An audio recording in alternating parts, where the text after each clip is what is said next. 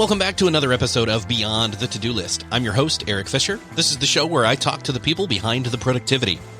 This week, I'm excited to share with you a conversation I had with David Hauser. He's a serial entrepreneur. He's launched several companies, some of those before he began high school, and all throughout his youth into young adulthood, he has been working almost as many hours as there are in the week till he realized what a toll that had taken on his mind, his body, his life. So he decided to innovate and start testing out a bunch of conventional wisdom when it came to diet, physical activity, sleep, and has cataloged all that and more into his new book, Unstoppable: 4 Steps to Transform Your Life. In this conversation, we're going to talk all about, how he got to where he was burnout-wise, then how he started to approach this testing phase, and then what the testing phases looked like for each of those different aspects of life as he was figuring out what works best for him. Which is why it's great that one of the things we lean into in this conversation is that what might be best for David is not best for me or for you, but you can figure that out, and here's how. So I think you're really going to enjoy this conversation with David Hauser. Well, this week, it is my privilege to welcome to the show David Hauser. Welcome to the show, David. Hey, Eric. Thanks for having me.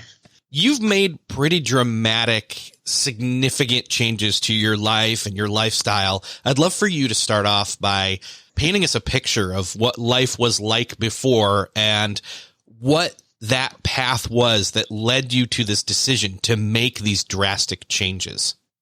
I used to work a tremendous amount. I was very unhealthy, at least 100-hour weeks, overweight. And this journey of writing this book was actually quite a struggle because I had to look back to times I didn't necessarily want to remember struggling with weight. So back into high school and prior.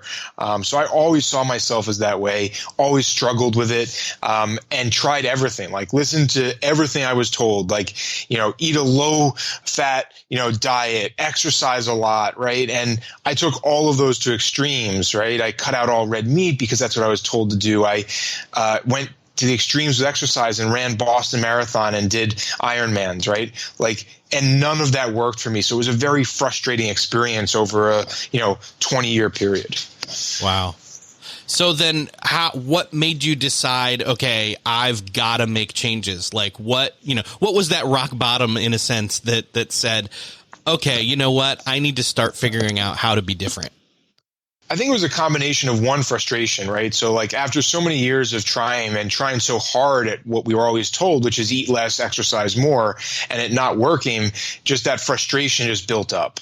And then 2, as I was selling my company Grasshopper, I had more free time to think about and kind of ruminate on these questions, right? And I started to question conventional wisdom.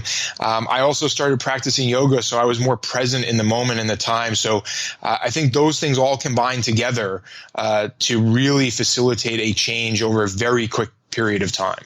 So kind of like a perfect storm of experiences and just things that were on top of mind at the time and things that you were doing that led to this, I don't know, let's call it a possibility of entering into like a mindset change. Yeah, I think really the mindset change was maybe I should try things different than what I've been told from conventional wisdom. Right. And that step forward is what really changed everything. And I said, okay, maybe these things are wrong. I don't know. And we can have arguments about the right diet, the wrong diet, the right type of exercise, all these things. Right. But the mindset change that facilitated everything for me was maybe what we're told is not right. And when you dig into the data, there's a lot of reason to believe that it is totally incorrect. But the mindset of questioning it is what opened up the doors. So it wasn't so much that you sensed something was wrong per se. You decided, what if I gave myself permission to question? Yeah, I mean, things were wrong though, right? Sure, for sure. I mean, but besides being overweight and struggling with it, I'd also put my body through a number of years of very intense exercises. So my knees hurt, my back hurt. I couldn't sit in the car for any extended period of time because my back hurt so much from sitting at a desk. So, I've now switched to a standing desk and varying my posture and, all of these good things, right? But stuff was not good. At 30 years, 32 years old or whatever age, I'm this is not how I want to be. So what is the early stages of entering into that questioning and then even deciding to take action look like? Yeah, the first step for me was questioning diet. And because I had jumped so far in just my personality of kind of extremities, right? So I had jumped so far into this, and I was told, like, this is the right diet, and I went like overboard on it. And I'm like, I cut back on everything. I ate low fat only. I got rid of red meat. Like, I was the guy at the party saying, don't eat gluten, right? Like, all of these things, right? So questioning that was the first step. And the second step had to happen, which is I had to stop killing myself with exercise. I had to find a better way. Those were the two first things. And then as I dug in, I found so many other interesting areas. When we think about mindfulness and meditation, sleep is a huge thing, supplementation and looking at the actual blood markers and, testing and, what does gut biome mean? And all of these other things started to come from that. There's so many different places we can go with all these different things that you've tested. I'm curious, when it comes specifically, let's start with diet. When it comes to that and you're going all in on like a specific one, how do you go about doing the, let's call it research, your personal research?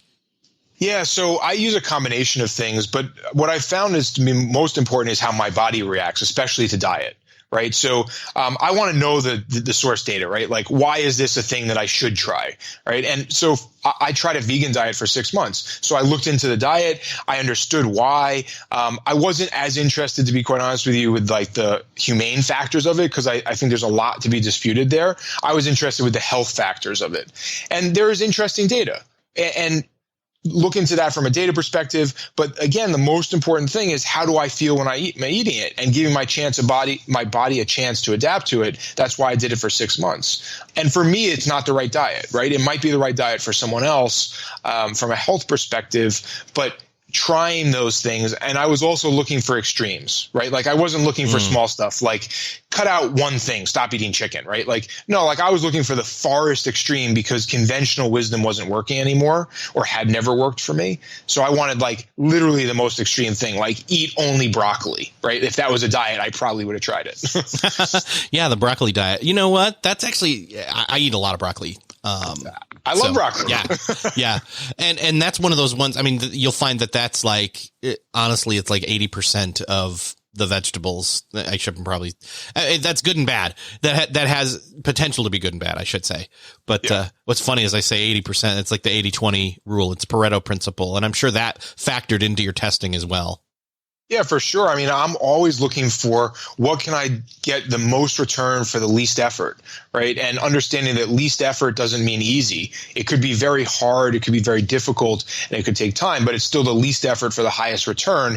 And those are the things I want to do first compared to the very difficult things, right? Like, we could talk about like the minutia of how to optimize sleep to get an additional 2 minutes of deep sleep compared to going to bed at 9:30 at night. It's a pretty difficult thing to do if you haven't done it, right? And getting into that routine and whatever, but that has tremendous benefit compared to a relatively easy thing to do. Mm-hmm. Well, and I wonder, see, this is one of the things in terms of like scientific testing where you don't want to like, okay, I'm going to change my diet, figure out my sleep, do more physical activity, as well as, maybe some meditation and mental changes as well, and do them all at once, because you'll get skewed results, right? Yeah, it's difficult because I'm a data person. Yeah. I'm also an obsessive person. So I would prefer to do everything all at once. Like, I'm all in, right? But I also like to know the data, so I can create a routine that actually works where I'm not wasting effort. So some of those things have to be slowed down. So, for example, let's talk about like testing the pillow that we sleep with, right? Like, it takes a few weeks to see if a pillow works for you. So I can't just test that quickly. And I also probably don't want to be testing, taking extra magnesium during that period and mess up with the data. So that now extends what could, in my mind, I want to be a few days to a few weeks or a few months, right? And those are the things that have to happen sometimes. Yeah. So much crossover or bleed of results into other testing could occur. So how did you decide, I'm going to start with this, test it, and move on to the next diet? Like, did you categorize it and say, okay, I'm going to go through all the diets first and then move on to sleep? Or what did this look like methodology wise? I mean, I think I naturally started with exercise because I couldn't do the extreme exercise anymore. So I just stopped doing it. Right. And I'm like, okay, now let me find what's going to work for my body. Let me fix my body, like do those types of things. Right. So went from doing Ironman triathlons and hours of bike riding and other stuff to practicing yoga 6 days a week, doing a 200-hour teacher training. So I was all in on that for sure. I think the next easiest step for a lot of people is diet, because in our society today, diet is an expected test, right? Like we've all done it to some extent. So if you say to someone, I'm trying a new diet, they're like, oh, that's cool. Which one is it? Right. If you tell someone I'm experimenting with sleep, they're like, you're crazy. What are you talking about? Right.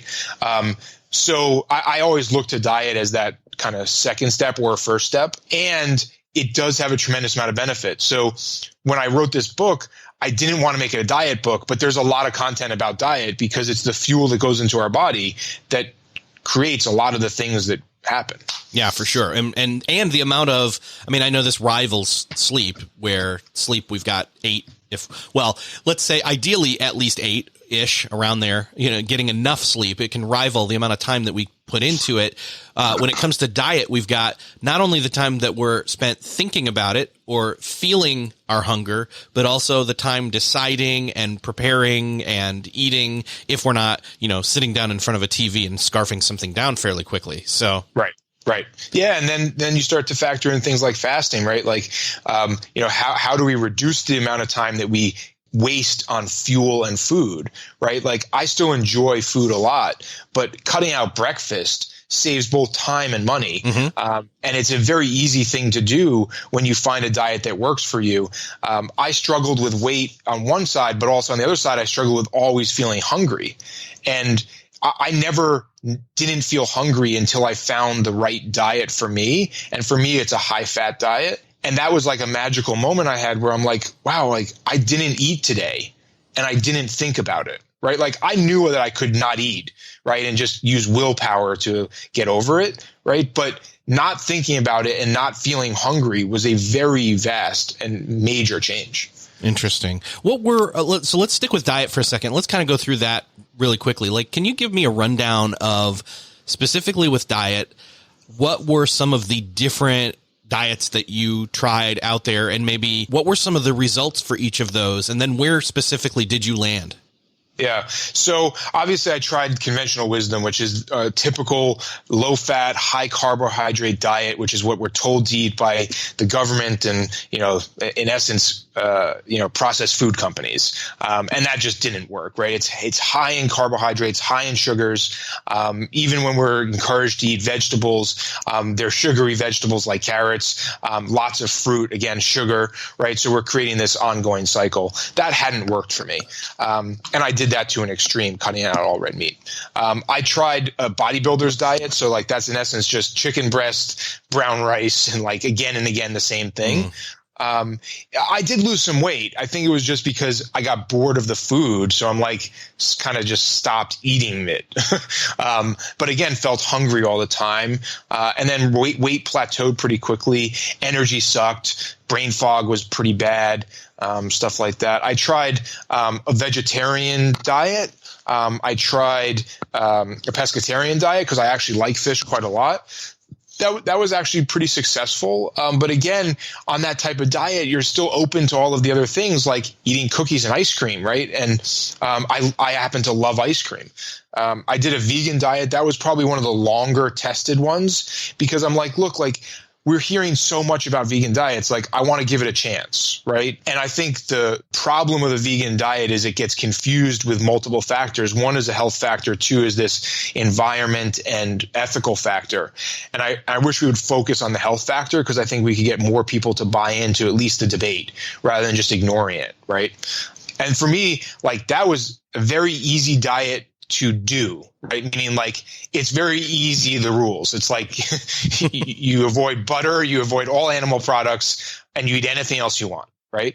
But anything else you want also includes the Trader Joe's cookies that are labeled vegan, which are literally a ball of sugar rolled up. They taste really good, right?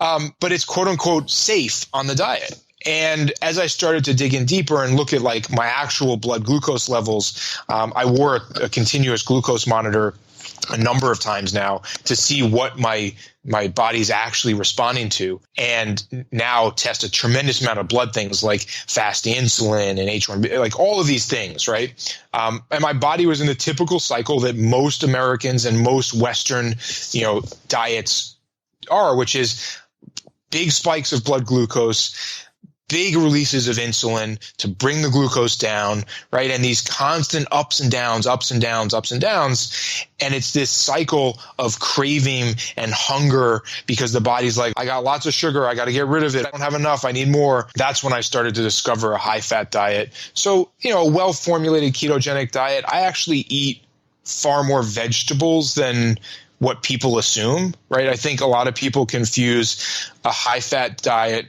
keto with carnivore. Yes. And I tested carnivore as well.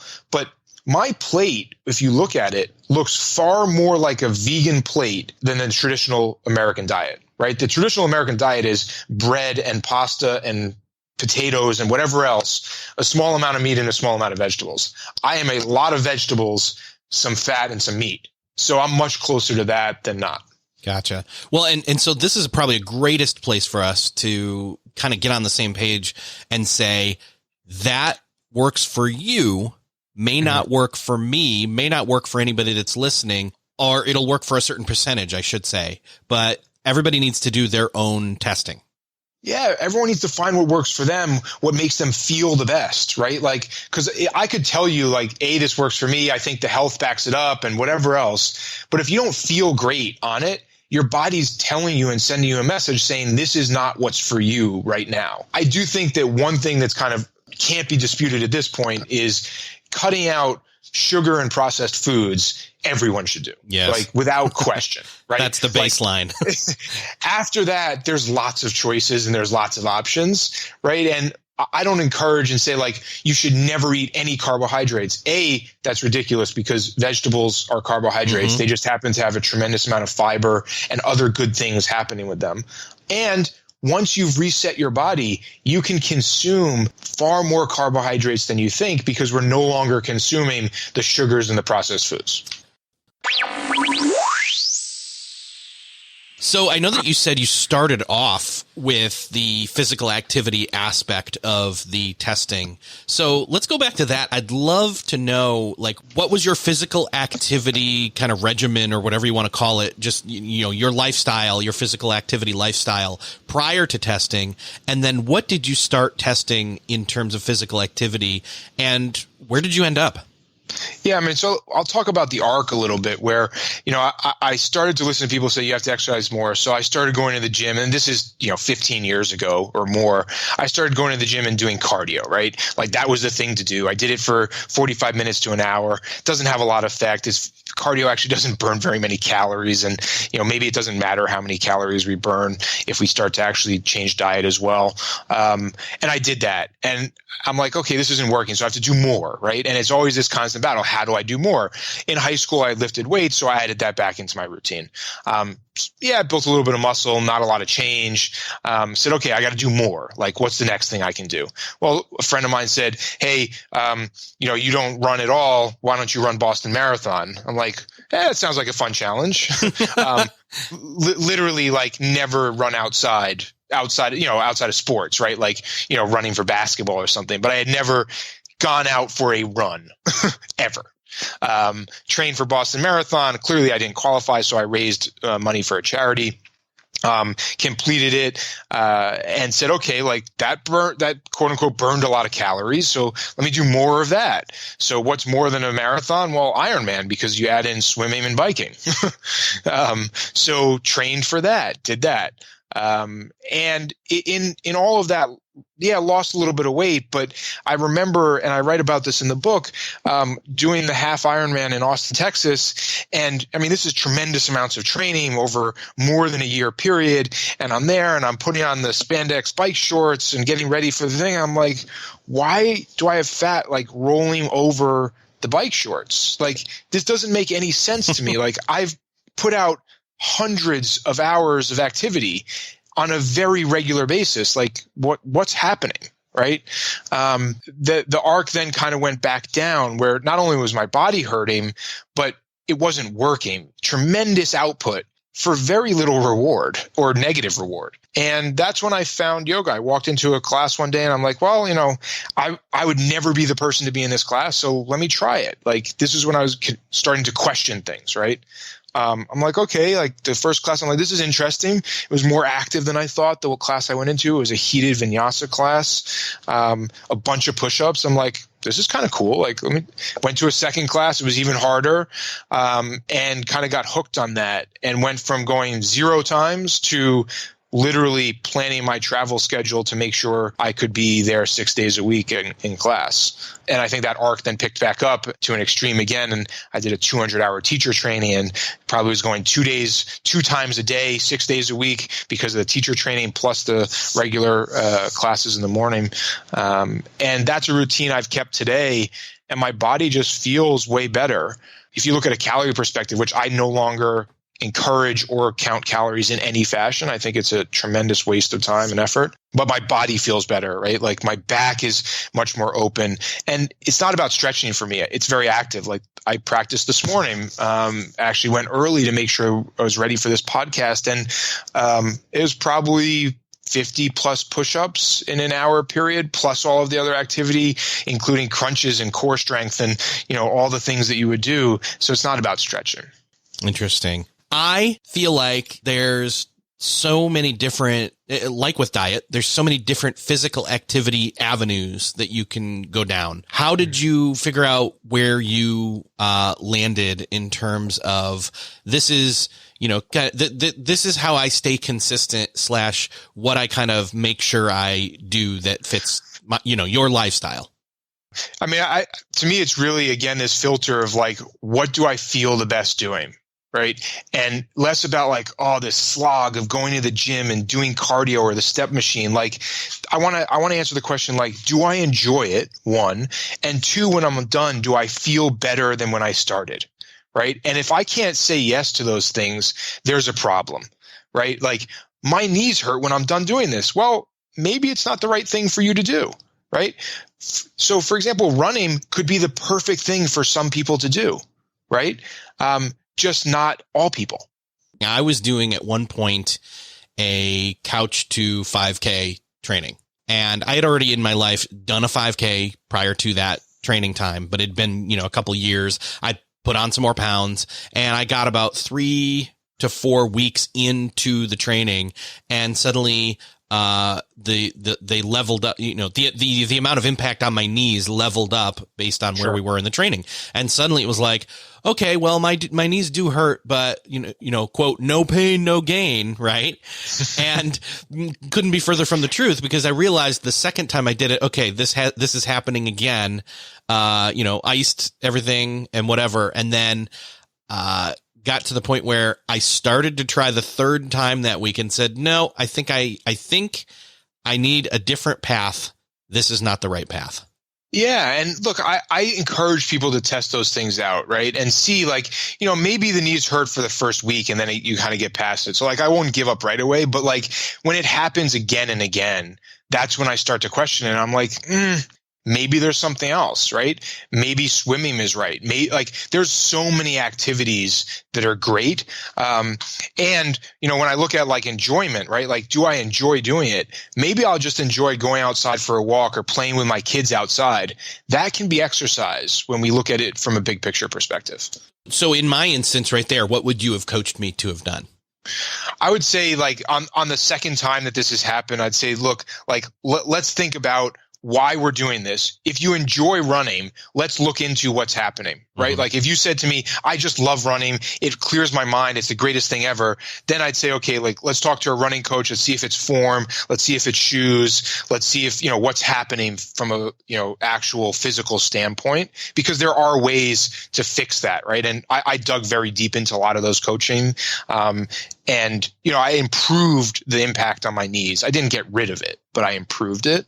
And then I'd say, like, let's look at other activities. Maybe biking is a great one if you want want to be outside, right? Has less impact. You can get in a much better position from a knee and leg perspective without that kind of hard hitting again and again. If it's not about being outside, maybe think about how we can do this inside on an elliptical or something like that to strengthen the muscles around the knees.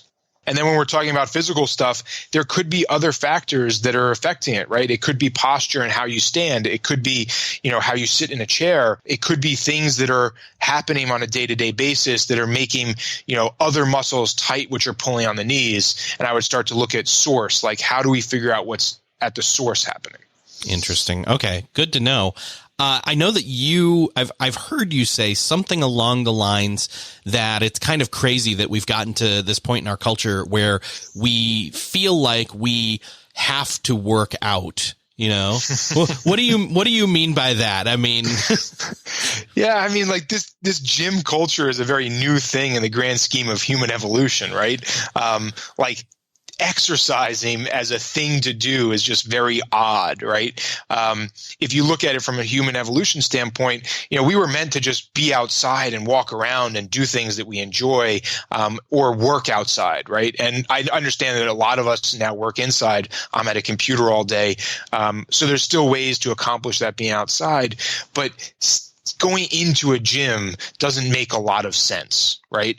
And I think it's just all come from this idea of eat less, burn more calories, this calorie balance myth, as I call it. And I think a lot of people have talked about this. And I understand the science behind it. And there's a lot of reasons to question it. But most importantly, when I look at it at a big picture, like maybe the science is right, maybe it's wrong. I believe that it is very wrong. However, the data is very clear. We have told people to exercise more. People exercise more. We have told people to stop eating fat. People stopped eating fat. We've told people to stop eating red meat. That is lessened as well. So people have listened. And what has happened in that period of time is weight has gone up, right? So if the science was right, then we should have saw the inverse, right? We should have saw as a whole weight go down. We've seen the opposite.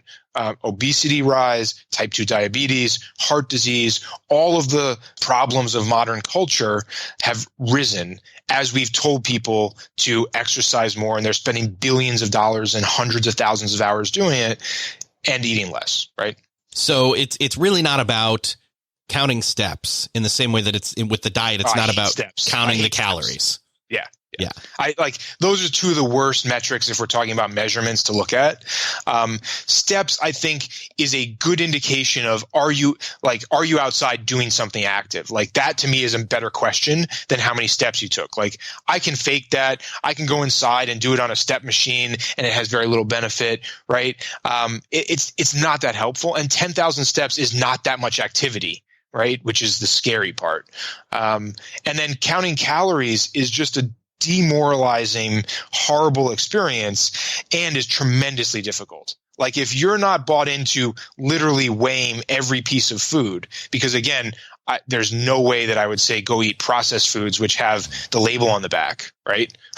And so if you're like actually eating real food, you have to weigh it and measure it and like to actually count calories. Otherwise, you're just making numbers up and it's just a waste of time. And then it becomes this like, that's too many calories. I feel bad and guilt. And like, why involve yourself in that? Yeah, it becomes this rigid lockstep structure that you're trapped inside versus, hey, I just know what works for me and I already just go about it. And if I happen to eyeball it and I happen to have a little bit extra, so what? Same thing with the physical activity. Hey, I enjoy going and doing this thing. And as long as I do it consistently and I'm living my life, I'm not thinking, oh my gosh, I have to get, I've got 75 more steps I've got to get in today. Like the 75 steps or going over or under really aren't going to make that big of a difference. Right. So. Right.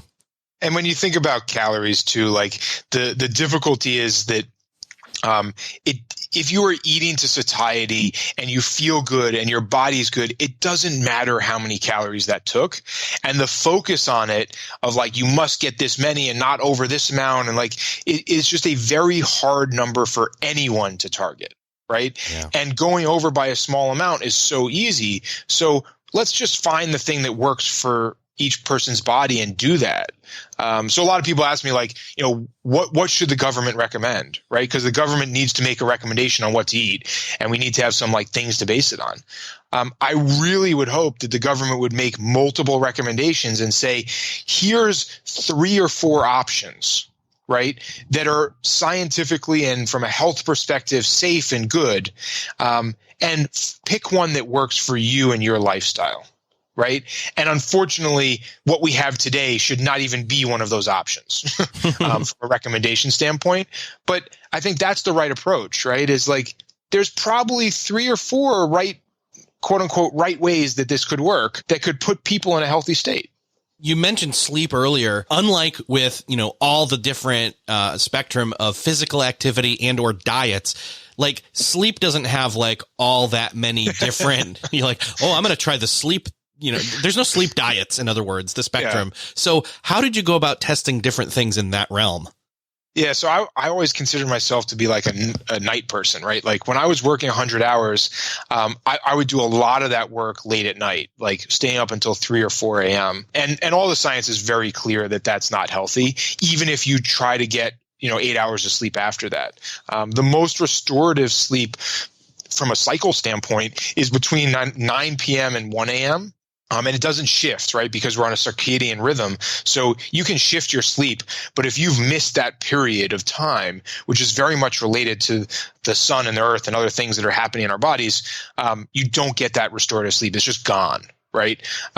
So one was shifting my mindset and saying, like, maybe I'm not a night person, and maybe I could do better in a different way. And then really understanding and grasping from a productivity standpoint that the earlier I wake up, it's like free hours in the day, right? So like entrepreneurs always say to me, like, I need more hours in the day. I'm like, I have a magical trick for you. I will get you 3 more hours every day.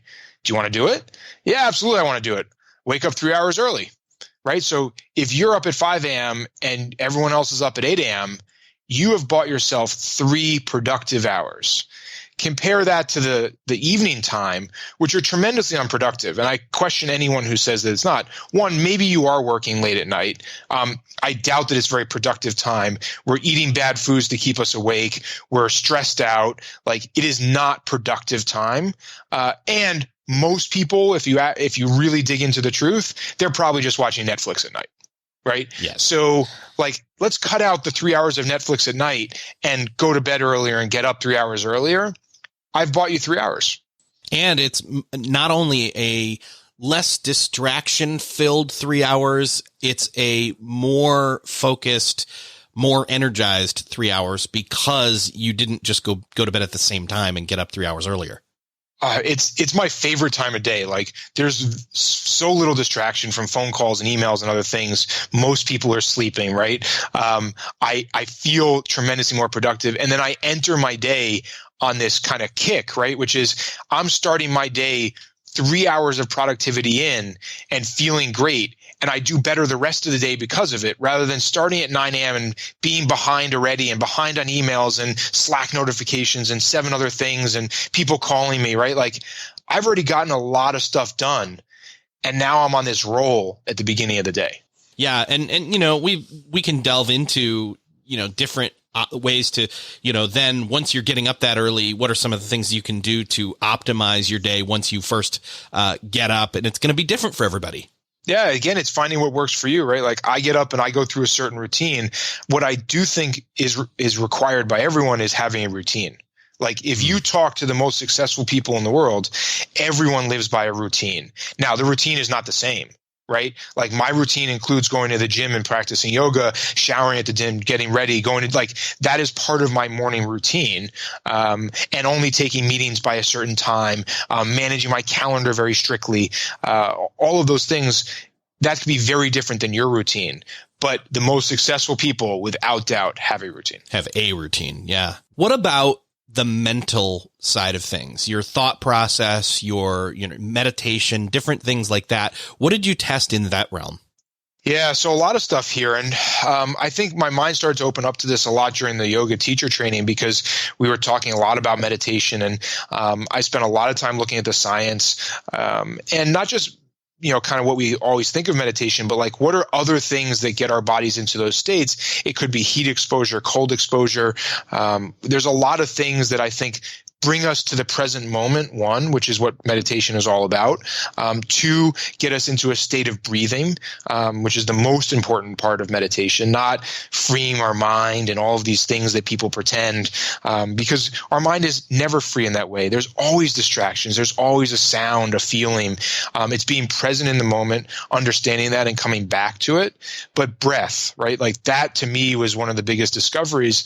The power of breath is magical for when we think about the human body. It's the only thing that we can do both consciously and unconsciously, right? So meaning without thinking, we just breathe because it's what happens, but we can bring our conscious to our breath and change it and modify it and breathe deeper. And in this kind of process, what I found most interesting is most of us have just forgotten how to breathe deeply and properly. Like we walk around all day with our stomach sucked in so our shirt doesn't look like it's bulging out and like all these things, right? But when we breathe deeply, our stomach should expand fully and then our chest should rise and all of the air should go in. Like taking a deep breath like that feels very odd because we don't do it often, right? And if you instruct someone through it, it's like a very different experience and sometimes a fearful experience because it feels so different. And that discovery was very interesting. Interesting. For somebody who's hearing you talk about all these different aspects and all these different, possible tests that they can do on themselves and figure out what works best for them to optimize their life, what would you say to them in terms of first action steps to develop that experimentation and optimization mindset?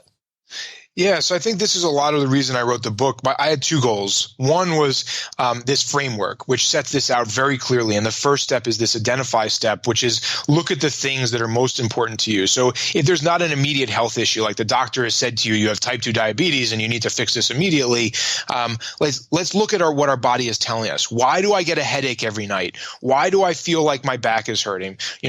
Stop taking the Advil and let me actually feel the pain and understand where it's coming from. I would prioritize those things first, right? If it's brain fog, aches, pains, problems, whatever.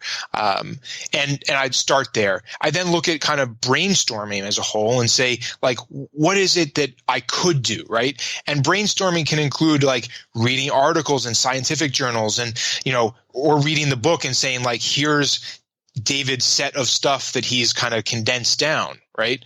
And picking and choosing the ones that are most interesting. And then the last one I think is the most difficult, which is after we start this process, reintroducing experiments, right? Like understanding that just because switching my pillow improves sleep doesn't mean that I can't do another sleep experiment. Right. And I can't improve further because it's the small improvements over time that add up. So that was my second goal with the book, which is I spent way too much time, money, effort, thought, like everything on this. And most people don't have the luxury of doing that, nor do they need to. So I kind of tried to condense it down and say, like, here's the top areas to think about, right? And that's what the chapters are broken down by. So you have obviously diet, exercise, sleep, meditation, mindfulness, also supplementation, so vitamins. And then within each chapter, very specifically, like, I spent way too much time on this. Here are the top big return items for small effort or small cost. And those are, again, areas to think about and say, I could test that. That's great. I love that you've laid that out to where, some of these low hanging fruit, again, I'll go back to Pareto principles. Some of the stuff that it's really small, but it has high impact that people can test out.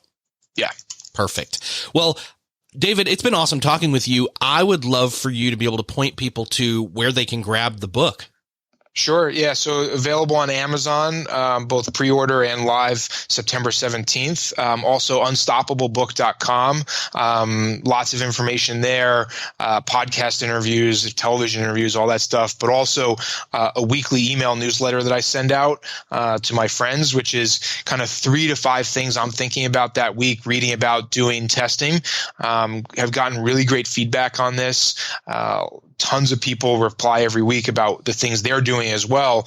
So it's been great to engage with people. So you can sign up at unstoppablebook.com for that as well. That's awesome. Yeah. And it's great to hear that this isn't like some be all end all, like, look, I've arrived, but no, you're continually testing, which is great. Yeah. And I think the nice thing about optimization is like when you get to a certain point, you forget what you used to feel like. So you're again striving for that next little improvement. Yeah. Right. And it's a really fun thing to do. That's awesome. Well, David, great talking with you. And I'm going to point everybody to where they can grab the book in the show notes. Thanks again for being here. Thanks, Eric. Well, that's another podcast crossed off your podcast listening to-do list. I hope that you enjoyed this conversation with David Hauser about being unstoppable and learning how to live an optimized life. I would love for you to give feedback on this show by going to Twitter and tweeting at me at Erik with a K, the letter J, Fisher. And you can tweet at David at literally at DH. That is his Twitter handle, DH. If, as you were listening, you thought of somebody to share this episode with, I would love for you to do that. It makes all the difference in growing the show and in me doing a better show. Thank you so much for that. Thank you for sharing. Thank you for listening, and I'll see you next episode.